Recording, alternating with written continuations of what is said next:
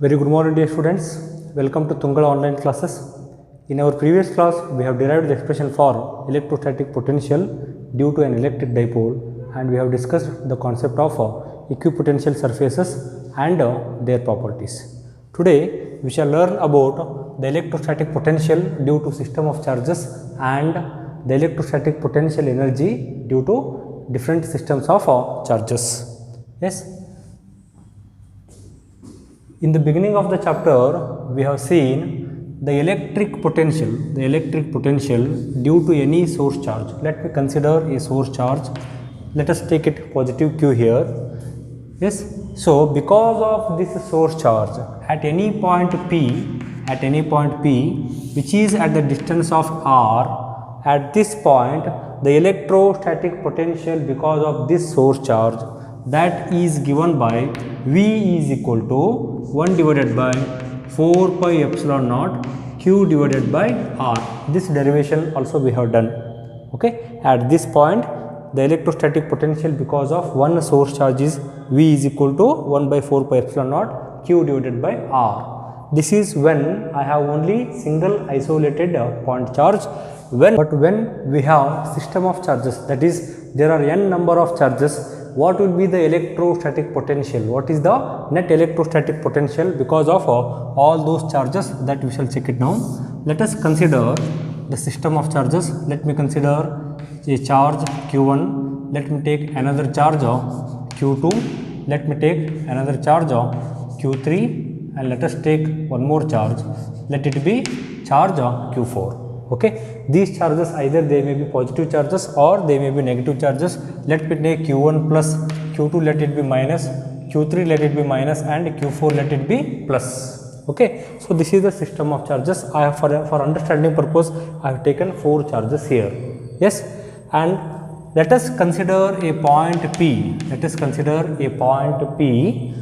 this point P is at the distance of R1 from source charge Q1, and let it be at the distance of R2 from the source charge Q2, and let the distance from Q3 and Q4 let them be equal to R3 and R4 respectively. Okay, so these are the distances of the point P from charges Q1, Q2, Q3 and Q4. Okay, so in previous chapters we have seen the principle of superposition for electrostatic force and electric field intensity. Similarly, here also we will apply the principle of superposition. At point P, there will be electrostatic potential because of charge Q1, there will be electrostatic potential because of charge Q2, Q3 as well as Q4. Okay, so whenever there are 4 charges, there will be 4 electrostatic potentials at point P, and we know whenever the source charge is positive, the electrostatic potential because of that source charge will also be positive. When the source charge is negative, the electrostatic potential we take it as a negative. Okay, so in this case let us consider the electrostatic potential because of the source charge Q1. Let me write this as V1. V1 is equal to what? 1 divided by 4 pi epsilon naught magnitude of the first charge Q1 divided by R1. Okay. Similarly, I can write V2 is equal to, the source charge Q2 is minus, hence I will write V2 is also equal to minus of 1 by 4 pi epsilon naught Q2 divided by R2. R2 is the distance of the point P from charge Q2. All these are the potentials at point P because of these source charges. Similarly, I can write V3 is equal to 1 by 4 pi epsilon naught Q3 divided by R3. This is also minus since that charge is also negative. So, similarly, I can write V4 is equal to 1 by 4 pi epsilon naught Q4 divided by R4. Okay, so I have taken 4 charges. I will have 4 electrostatic potentials at a given point P. The net electrostatic potential at P is the sum of all of these electrostatic potentials. So I can write the net electrostatic potential at point P is equal to V1 plus of V2 plus of V3 plus of V4. If I have n number of charges in the system, I will just continue it up to the nth potential. In this example, I have only 4 charges. I am writing up to 4th potential here. So I can write this as V is equal to 1 divided by 4 pi epsilon naught, inside bracket I will take q1 by r1 plus q2 by r2 plus q3 divided by, sorry, still second V2 is negative, so let me write it as minus of q2 by r2, q3 is also negative, let us take it minus here, minus of q3 divided by r3 plus of q4 divided by r4. Okay, the same expression can be extended for n number of charges. The same thing I can write it as V is equal to V1 plus V2 plus V3 up to, I can write it up to the nth potential, and the values of these V1, V2, V3, all these depend on the magnitude of the charge. If the polarity of the charge is plus, those potentials I take it as a positive, and if the polarity of the charge is minus, those potentials I take as negative values. So this is the mathematical expression for principle of superposition for electrostatic potential due to system of charges. At any point, the electrostatic potential due to the system of charges is sum of individual electrostatic potentials at that point because of the source charges. I repeat again, the electrostatic potential at any point is the sum of individual electrostatic potentials at that point because of all the source charges. Yes, and this is the mathematical expression for the principle of superposition for electrostatic potential due to system of charges. Next, we shall derive the expression for electrostatic potential energy due to system of two charges in the absence of external electric field. So, for this, first let us understand what is the meaning of electrostatic potential energy. Okay. So, for this, let us consider a source charge. So, let me take this source charge is positive. Yes, at any point P, this charge will have some electrostatic potential V. Yes. Now, let me consider a test charge, unit charge Q naught at infinity. Okay. So, let me join these lines. So, the magnitude of this charge, this test charge, let it be Q naught. Okay. And we know the test charge, we take it as positive. If I want to move this test charge from infinity to given point P, since this source charge is also positive, the electric field is outwards. Okay. There is outwards electric field acting. So, whenever this charge is moved against this electric field, this charge will experience some repulsive force. Okay. So, to overcome that repulsive force, I have to do some external work. So, to move this test charge from infinity to given point against this electric field, I have to do some external work. Okay. So, that external work done is given by the potential difference between point P and infinity, and we know at infinity the potential because of any source charge is equal to 0. Hence, the potential difference between this point P and infinity, that will be equal to what? V. Okay. So, we know this work done is equal to what? Potential difference into magnitude of the charge which we are moving. So, I can write it as W is equal to V into Q naught. Okay. And this external work done gets stored in the system of charges in the form of potential energy. That potential energy I can equate it to the work done. So, I can write potential energy is equal to what? W, that is the work done, which is equal to V into Q naught. Okay. So, this is the concept of electrostatic potential energy stored in the system of charges. Yes. Now, let us consider system of two charges. Okay. Let me take point O here. So, let this be origin. Okay. And there is no any electric field initially. Okay. Initially I don't have any source charges, hence there are no any electric fields. Let me consider some two charges here. I will take two test charges Q1 and Q2. Okay.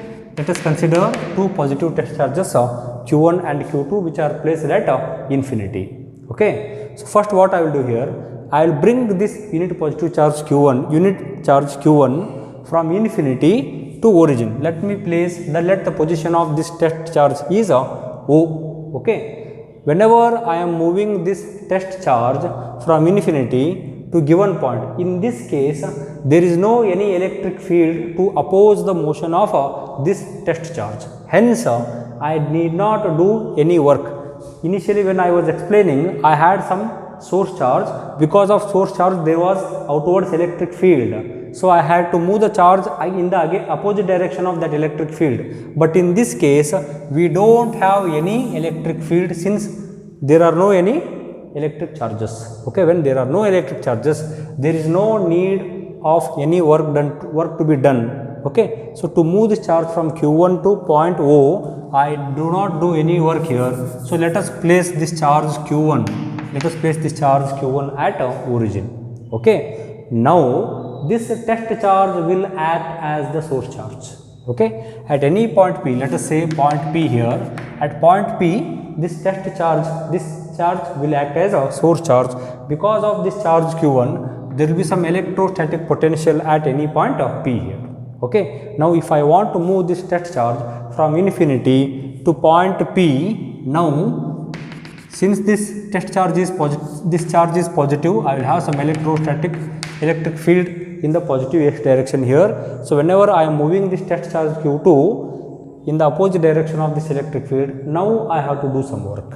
Okay, similar to previous example. So now let us place this Q2 at point P here, and whatever work is done to move this charge Q2 from infinity to point P, so that work done will be stored in this system of charges as a potential energy, and that work done is given by what?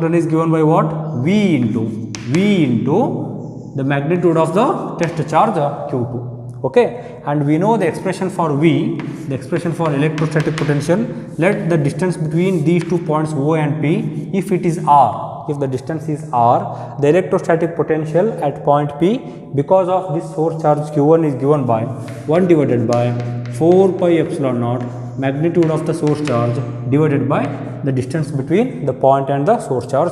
So this is the expression for electrostatic potential. So I can write W is equal to 1 divided by 4 pi epsilon naught Q1 divided by R into Q2. Okay, so this is the magnitude of the work done, and this work done gets in the system as a potential energy. So I can equate potential energy to work. So potential energy stored is given by 1 by 4 pi epsilon naught Q1 Q2 divided by R. Okay, so this is the potential energy stored in the system of two electric charges in the absence of electric field. Okay, whatever electric field is generated, that is because of charge Q1. Initially we don't have any electric field. Okay, so this is the required expression. Now let us derive the expression for electrostatic potential energy due to system of 3 charges. Instead of 2 charges, we shall take the 3 charges in the absence of external electric field. Okay. Yes, similar to previous derivation. Now initially I don't have any electric charge, hence there is no any electric field. So let me consider charges Q1, Q2 and Q3, the test charges Q1, Q2 and Q3. Let them be initially placed at infinity. Okay. First what I will do, let me consider the origin here. Let me consider the origin O. So I will move the test charge plus Q1 from infinity to the reference point O here. Okay. Since there are no any electric charges, there are no any electric fields, so the electrostatic work done to move the test charge Q1 from infinity to this point, that will be equal to 0. Okay. So and let us place this test charge Q1 at origin O. Okay. So now let us consider this test, the position of these test charges Q2 and Q3 be, let it be point P here, let it be point Q here. Okay. Let us try to place this charge Q2 at point P and Q3 at point Q. Okay. Now I have some electric charge. This charge Q1 will act as a source charge, and because of this source charge there will be electric potentials at point P as well as point Q. Okay. And let us consider the distance between O and P, let it be R12. Okay. So let me join these lines here, these positions can be anywhere. Okay, there is no rule for that. So the distance between O and P, let me write it as R12. The distance between this O and Q, that I will write it as R13 and let this distance is R23. Okay, I will try to place this charge Q2 at point P and I am placing this charge Q3 at point Q. Okay, now let us consider the electrostatic potential at point P because of this source charge Q1, because of the source charge Q1, that I write it as Vp1. Okay, Vp1 is what? It is the electrostatic potential at point P because of charge Q1. Similarly, at Q, I will write the electrostatic potential because of this source charge Q1 as Vq1. Vq1 is the electrostatic potential at point Q because of source charge Q1. Okay, so now when I am trying to move the test charge Q2 from infinity to point P, I have to do some work. There will be some repulsive force, there will be some electric field because of the source charge. So I have to do some work. So the work done in moving the test charge Q2 from infinity to point P, again at the electric field of charge Q1 is given by W is equal to the potential difference Vp1 into magnitude of the charge Q2. Okay, so this is the work done to move the test charge from infinity to given point of P. So let me write this as V2, W2. Okay, W2 is the work done to move the test charge Q2 from infinity to point of P. Okay, similarly, if I am trying to move the test charge Q3 from infinity to point Q, again I have to do some work. Okay, so that work done to move the test charge from infinity to given point, again at the electric field of this test charge Q1. Now consider here, after placing the test charge Q2, see here, now already we have two charges here. One charge is Q1, now second charge is what? Q2. There are two charges Q1 and Q2. Okay, so these two charges will act as source charges.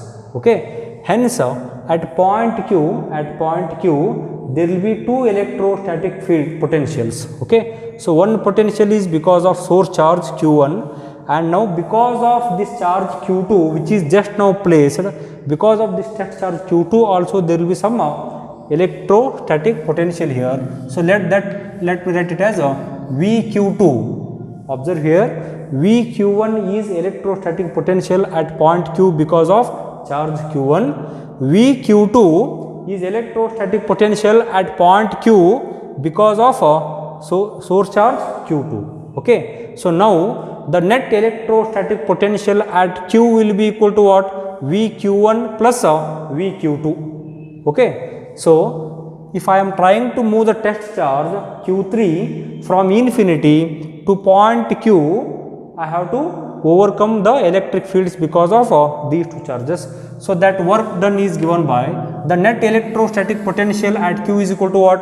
Vq1 plus of Vq2. Okay, that I write it as Vq1 plus of Vq2 into the magnitude of the test charge I am moving is what?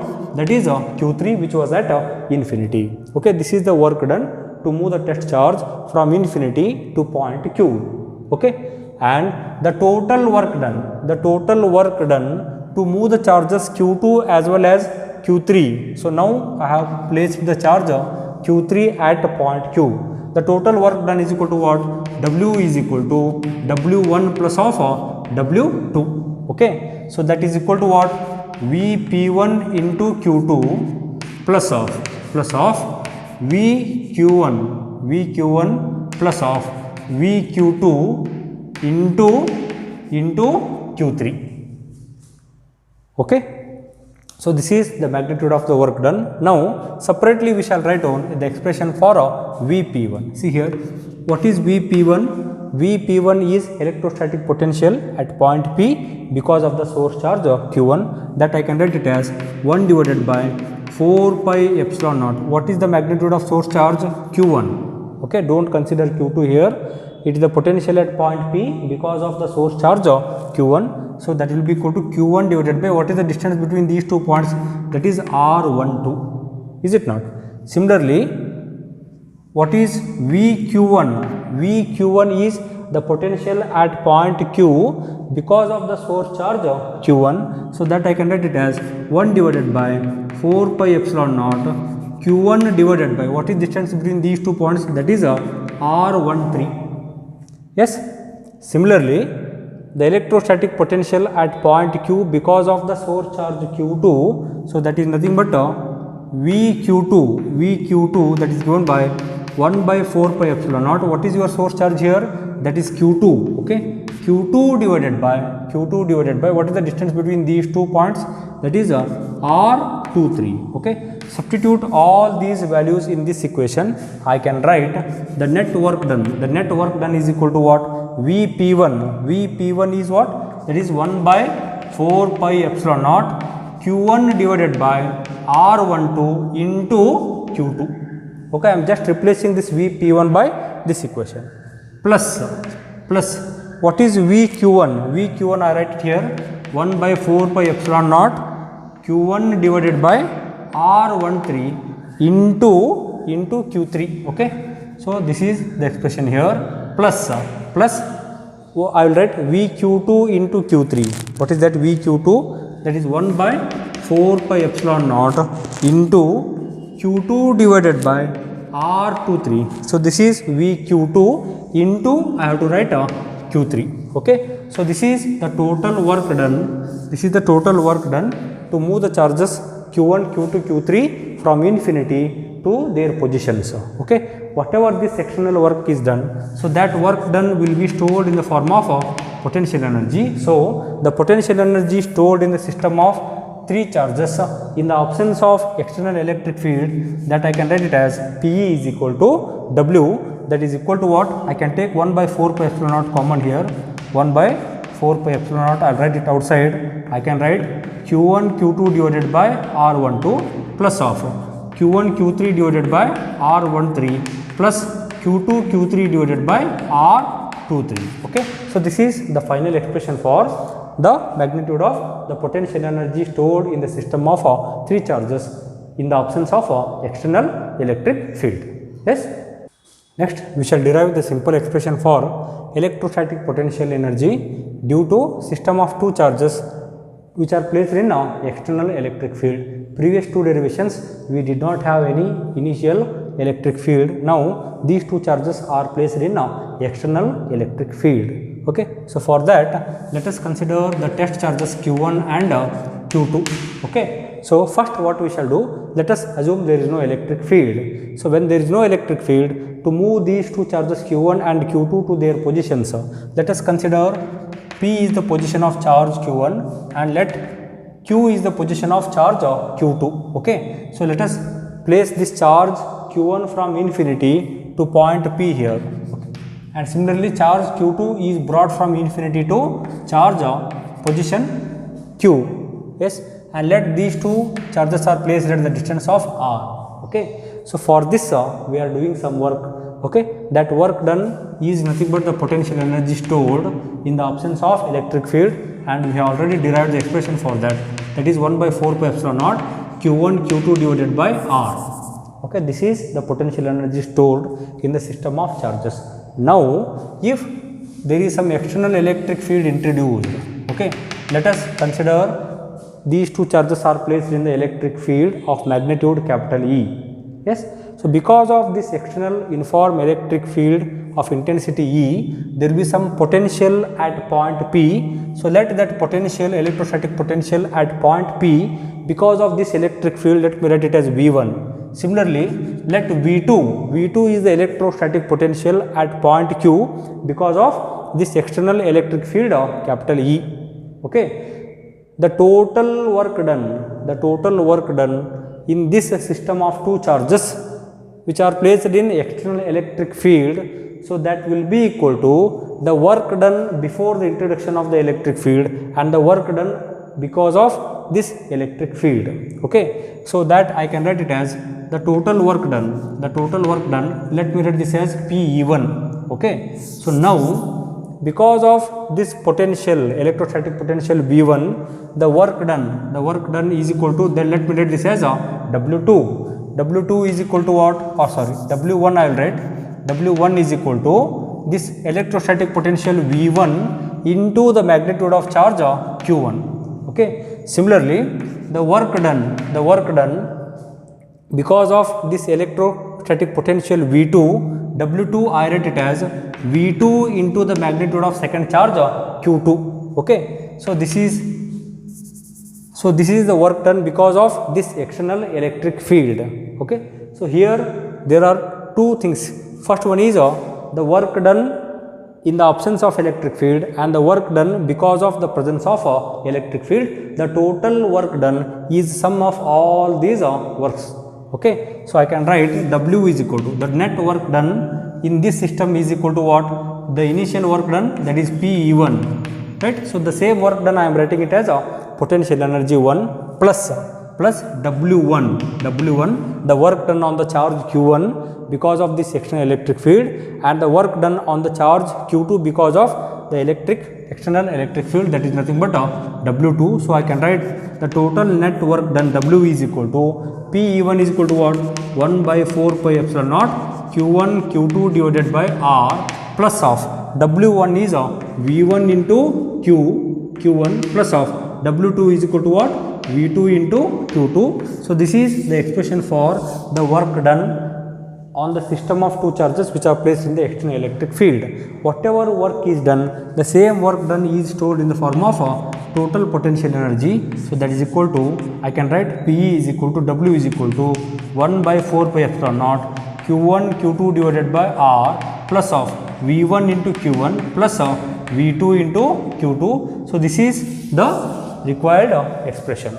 Okay, next we shall derive the expression for the potential energy stored in an electric dipole which is placed in a uniform electric field.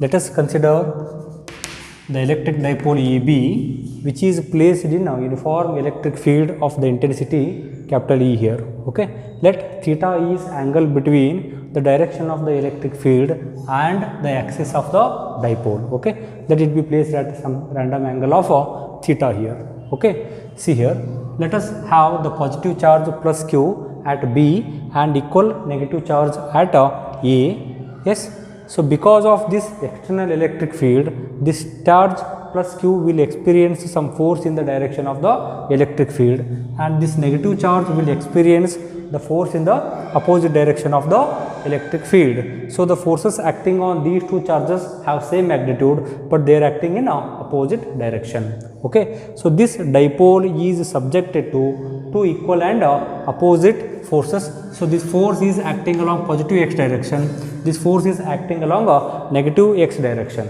Okay, so because of these two equal and opposite forces, there will be torque produced on the dipole. The magnitude of that torque already we have derived. So torque is given by PE sin theta.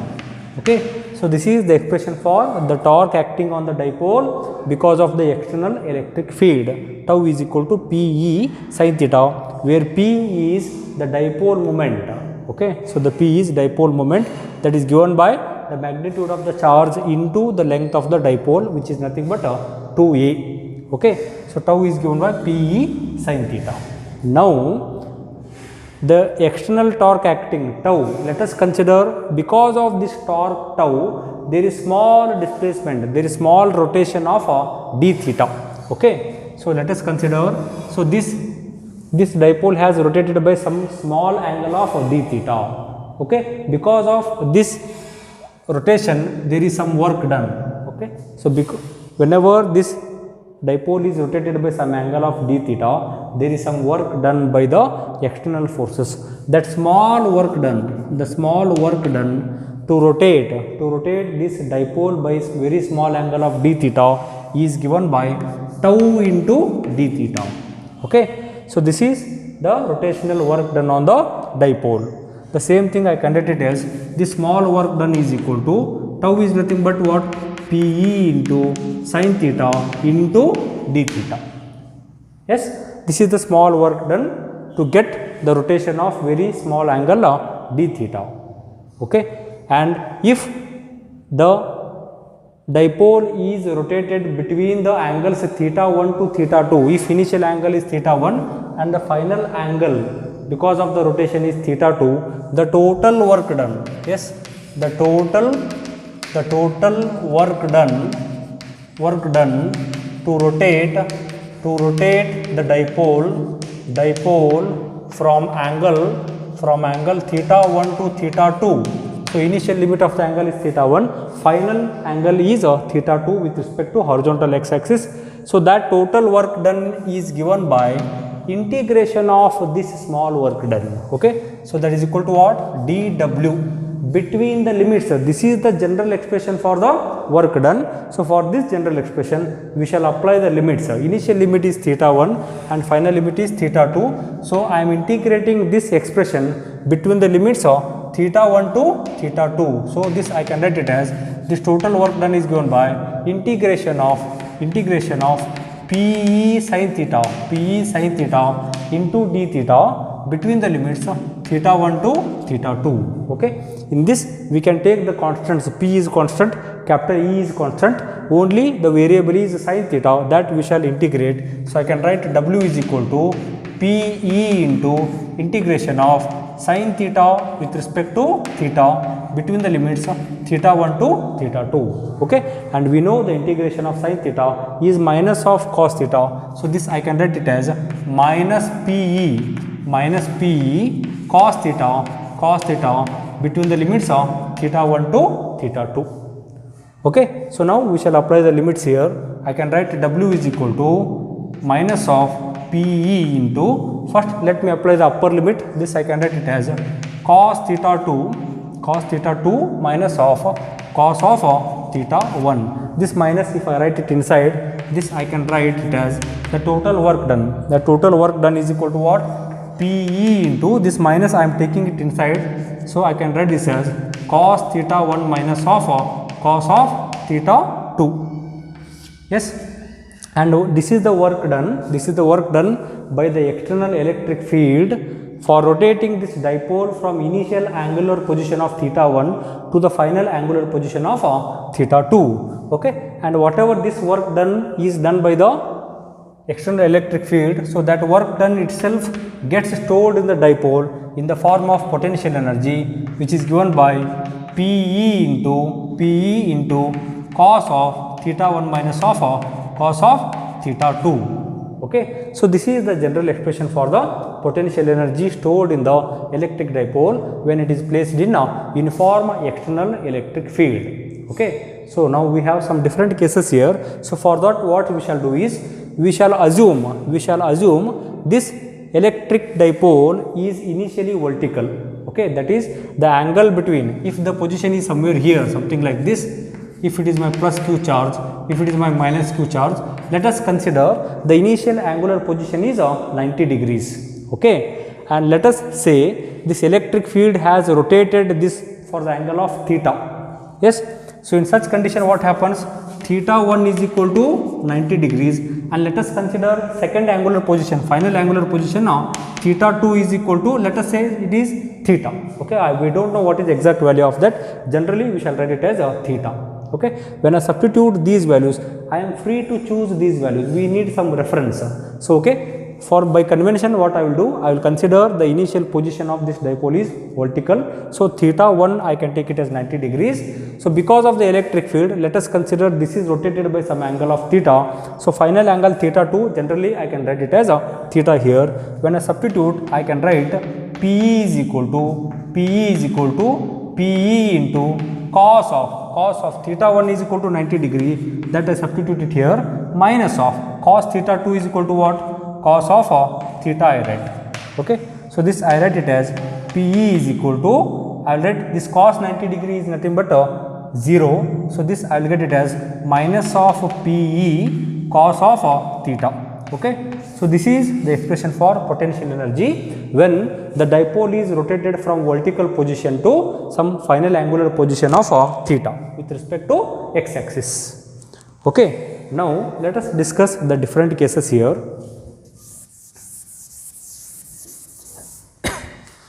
Now what happens if first case, if theta is equal to 0 degrees. Yes, if theta is equal to 0 degree means what? So this is rotated in the clockwise direction, so that the final position of the dipole is horizontal. Okay, so if theta is equal to 0 degrees, what I will get? The potential energy is equal to minus of Pe into cos 0. Cos 0 is equal to 1. So this is the magnitude of the potential energy when the dipole is rotated in a clockwise direction, until the final position of the dipole is horizontal. Okay, initial angle is 90 degrees, final angle is what? 0 degrees. Okay, so this is the final angular position of the dipole. Second case, if theta is equal to 180 degrees, what is meaning of that? So this is my dipole, theta is equal to 180 degree means this dipole is rotated in opposite direction, this is rotated in anti-clockwise direction. Okay, so that the final angular position is measured from 0 degree line. This angular position will be equal to what? 180 degrees. Yes, so when theta is equal to 180 degrees, what I will get? Pe is equal to, here I have to substitute theta is equal to 180 degrees. So I will get Pe is equal to minus of P into E into cos 180 degrees minus 1. Yes, what I will get here? Minus P into capital E into minus of 1. So I will have potential energy is equal to minus of P into E. Here P is nothing but the dipole moment, E is the electric field intensity. Okay, so minus into minus I will get plus here. So this is the magnitude of the potential energy stored in the dipole,